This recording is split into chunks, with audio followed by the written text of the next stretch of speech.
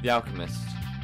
Interestingly, of the games I've made since returning to my channel, my video for The Alchemist is the first video I've made that got disliked. The Alchemist is a tale of two siblings, a brother and a sister, who live in a medieval world where they run an alchemy shop.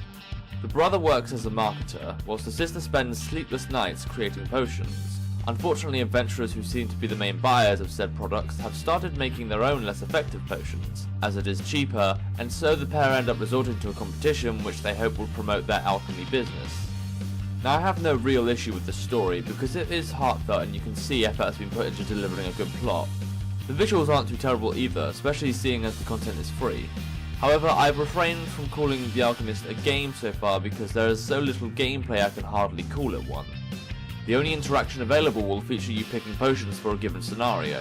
You can skip cutscenes, but I struggle to see how meaningful the game will be if you literally do nothing except pick the right potion.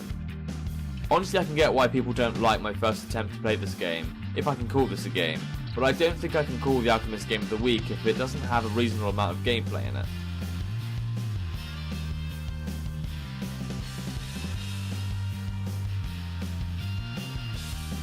Dark Changes. If it weren't bad enough the last video got a dislike, this video as I write this script has literally no views. Dark Changes is a game jolt game which flings you into a dark dungeon, and you must solve a puzzle to escape said dungeon. Now, when I played the game, I didn't find much more to do other than interact with some switches which did nothing. However, there is a creature which is trying to attack you which you must somehow escape from. Interestingly, a YouTuber called Kapil called this game the scariest game on Game Jolt, and I've added a video link here if you wanted to see the demon in this game attack you in action. But whilst the bloody visuals and sounds are pretty creepy, I can't help but feel this game is too short and pretty generic compared to indie horror games out there.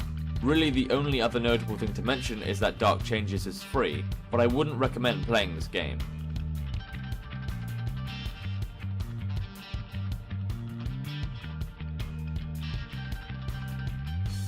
Rebel Galaxy. Rebel Galaxy is a good looking HD game on the PS4 which is reasonably priced at $19.99. To be fair, I did expect this game to be one of those games which have little content but overprice itself at $39.99, so this is already a good indicator of an honest game. The story is easily overlooked, but the game helpfully tells you a basic summary at the start. You are trying to find your aunt after she has sent you a distress signal, and you end up going to a side of the galaxy where rebels and bandits thrive, hence the name of the game. Compared to games out there, Rebel Galaxy is well made and more unique than what you would normally buy.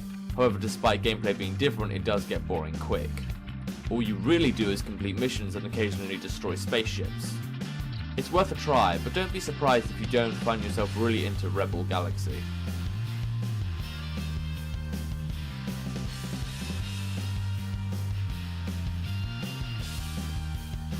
Nivixian Bonzi Hunters.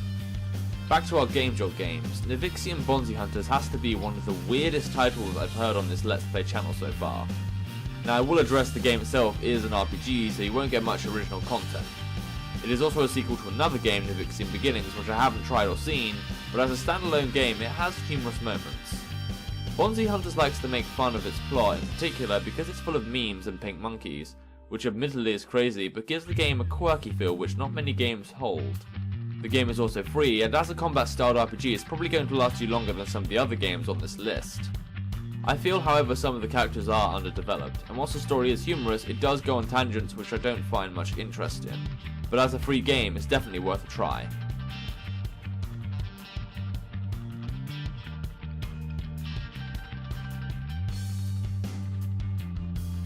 Wondrous Lands. Sometimes RPGs don't add anything new to the genre, or at the very least they fail to vary themselves from the generic role-playing game. Wondrous Lands may be a free game on Congregate and lack real detail in areas of both presentation and gameplay, but on the other hand it is a game that has its own lore and interesting mechanics. A long time ago, warriors defeated and imprisoned a powerful demon by the name of Borag, with the help of a guardian. Centuries later the demon has escaped, and you must choose 3 warriors to venture the lands and slay Borag once and for all. What makes the game interesting to me is that there are gameplay elements such as gods you can fight under which make the game stand out. The skill tree for each character you choose features elemental magic, but also light, dark, chaos and lore magic. Don't get me wrong, there is spelling errors and you can tell not much has been done with the visuals, but Wondrous Lands is a quest which has thought about its plot and isn't afraid to experiment.